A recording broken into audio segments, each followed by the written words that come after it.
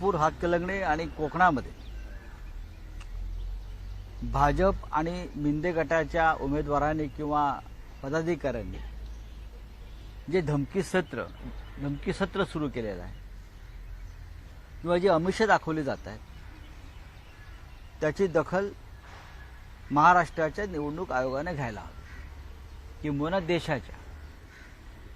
तुम्ही आमिषं दाखवता 5-5 कोटीचा निधी देण्यासंदर्भात, तुम्ही सरपंचांना धमक्या देताय, एका बाजूला तुम्ही विरोधकांवर आचारसंहिता अत्यंत कडक आणि कठोर पद्धतीने लावताय आणि त्याच वेळेला सत्ताधारी पक्षाचे लोक सरपंचांना धमक्या देत आहेत, मतदारांना आमिषं दाखवत आहेत.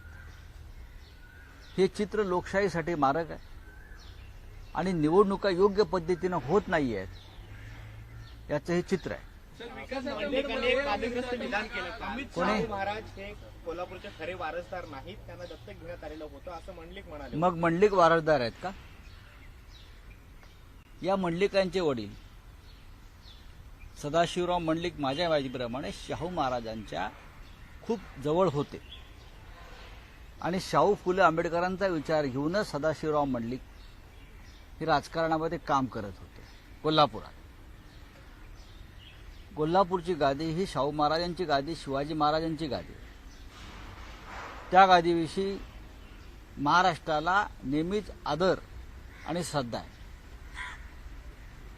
या निवडणुकीत तुमच्या पायाखालची वाळू सरकते आहे हे म्हटल्यावर तुम्ही महाराष्ट्राच्या श्रद्धास्थानांवर ज्या प्रकारे चिखलफेक करताय हे लक्षण चांगलं नाही. शाहू महाराजांनी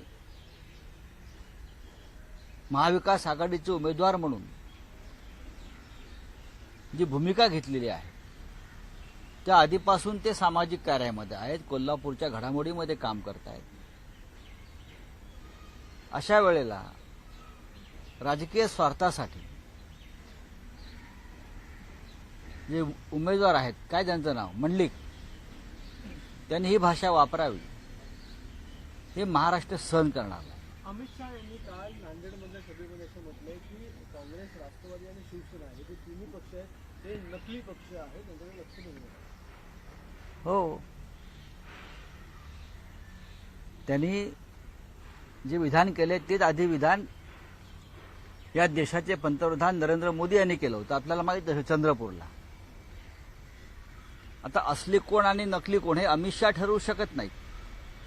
तुमच्या हातामध्ये पैसा आणि सत्ता आहे म्हणून निवडणूक आयोगाला आणि आमच्या विधानसभा अध्यक्षाला हाताशी धरून तुम्ही जर एखादा पक्ष खरा की खोटा ठरवणार असेल तर जनता ते सहन करणार नाही.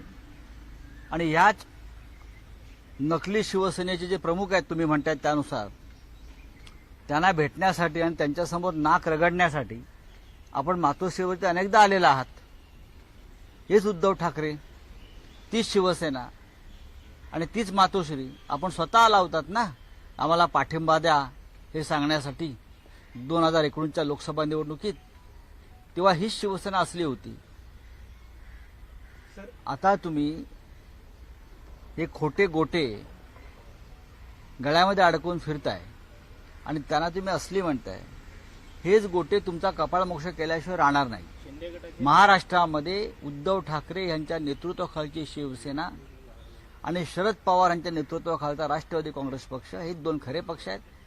बाकी अमित शहानी जी डुप्लिकेट पक्षाच्या स्थापना करून अजित पवार आणि शिंदेना दिलेल्या आहेत त्याचा निकाल या निवडणुकीत जनता लावल्याशिवाय राहणार नाही. गजानन कीर्तीकर यांनी काल महायुतीच्या सभेमध्ये असं म्हटलं, गजानन कीर्तीकर महायुतीच्या सभेमध्ये काल असं म्हणाले की संसद नक्की ताब्यात घ्या.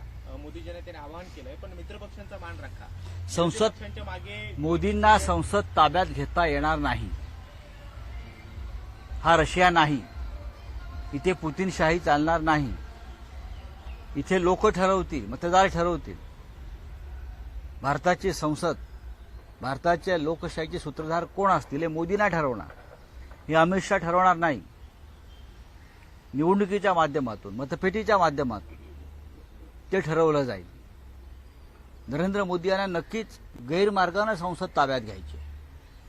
पण या देशाची जनता ते होऊ देणार नाही. बोलिए. त्यांनी सर, खंत हिंदी में बोलून जानना दाखवली सर चाहेंगे की कल अमित विरोधकांच्या शाह जी मागे का स्टेटमेंट आया था. हाँ? उन्होंने कहा महाराष्ट्र में 2 डुप्लीकेट पार्टियां हैं. देखिए, प्रधानमंत्री मोदी जी आए थे चंद्रपुर में. मोदी जी ने भी यही बात कही कि उद्धव ठाकरे जी की शिवसेना नकली है और शरद पवार साहब की राष्ट्रवादी कांग्रेस पार्टी नकली है. तो असली क्या है? असली क्या है? जिसको आपने हमारे पार्टी से तोड़कर आपके चरणों में बिठाया है वो एकनाथ शिंदे असली है, या जिसके ऊपर आपने सिंचन घोटाले के सबसे बड़े आरोप किए थे 70,000 करोड़ के, और जिसको आप जेल में भेजना चाहते थे अजित पवार, उनकी पार्टी असली है. आप जिस तरह से महाराष्ट्र में आकर शरद पवार जी और उद्धव ठाकरे जी के ऊपर इस प्रकार की बयानबाजी कर रहे हो, वो आपके मन का डर है. आप उद्धव ठाकरे को डरते हो. आपको पता है इस चुनाव में इस राज्य की जनता उद्धव ठाकरे के साथ मजबूती से खड़े रहने जा रही है. सर महायुति सरकार साउथ मुंबई की सीट फाइनलाइज नहीं कर पा रही है. राहुल नार्वेकर का नाम आ रहा था आगे. अभी मैं क्या बोलूँ उसमें, मैं उसमें क्या बोलूँ, उनके अगेंस्ट जाएंगे. मुझे मालूम है. डिसीजन आपके वो तो है. देखो, मुंबई में 6 सीटें हैं. 6. मेरा चैलेंज है ये महायुति वालों को, उसमें से एक भी सीट आप जीत कर दिखाए. अगर ये मुंबई उत्तर वाली सीट भी शिवसेना को मिलती है लड़ने के लिए, तो हम वहां से भी जीत कर दिखाएंगे. सर, कहीं ना कहीं वर्षा गायकवाड़ भी नाराज थी. मुझे नहीं लगता वर्षा गायकवाड़ मुंबई कांग्रेस के अध्यक्ष है. नाराजगी तो पूरे देश में एक दूसरे के साथ चलते रहते हैं टिकट के बंटवारों में, लेकिन हमको तानाशाही का पराभव करना है और वर्षा जी हमारे साथ रहेगी. सर, एक बड़ा पप्पू दिल्ली में है और एक छोटा पप्पू मेरी जिंदगी में आया जिन्होंने मुझे धमकाया और बाद में मेरा घर तोड़ा गया. कंगना राणावत ने कल इस तरीके का बयान दिया. आप किस तरीके से उद्धव ठाकरे और राहुल गांधी को एक बड़ा पप्पू राहुल गांधी और ये पप्पू आपको घर में बिठाएंगा, आपको संसद तक नहीं भेजेंगे. समझा ना? हम लड़ने वाले लोग हैं, हम चाटुगिरी करने वाले लोग नहीं है.